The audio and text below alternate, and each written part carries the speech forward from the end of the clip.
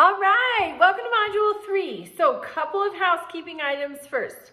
Number one, I typically grade on Sundays. That just gives everyone a chance to get everything in. If for whatever reason somebody's running late with something, I typically grade on Sundays. So, sometimes that causes a little panic because it's like the last day to do that. Sometimes I get it done sooner, but typically I'll wait. So, keep that in mind. All right. Also, you're in the College of General Education. Why do you get stuck with a history class? Well, our election last Tuesday might shed some light on that. So, in 1968, LBJ decided, hey, I'm not going to seek re-election after all. So he threw his support behind his vice president, Hubert Humphrey. Have we ever heard of him? No, because he lost. He didn't run in any of the primaries. He lost. He was beat soundly by Richard Nixon in the 1968 election. Somebody we have heard of, Grover Cleveland. He was our 22nd and our 24th president. He won the election in 1884.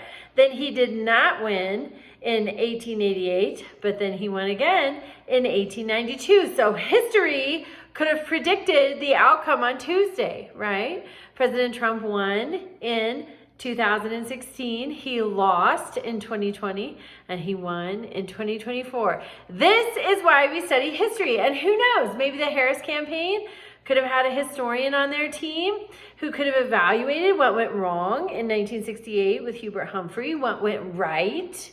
Well, I guess they wouldn't have wanted to know what went right for Grover Cleveland, but they definitely would have wanted to know what went wrong for Hubert Humphrey so that we don't make those same mistakes. This is why we study history. It repeats, and if we know anything about it, we can help shape this time around. All right.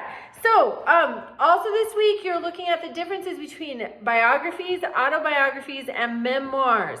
So, a biography is like this one here. It's written by Peter Michael about John Hanson. So, it's written by someone other than the subject. Who's John Hanson? He is the first president of the United States under the Articles of Confederation, which is the first governing document.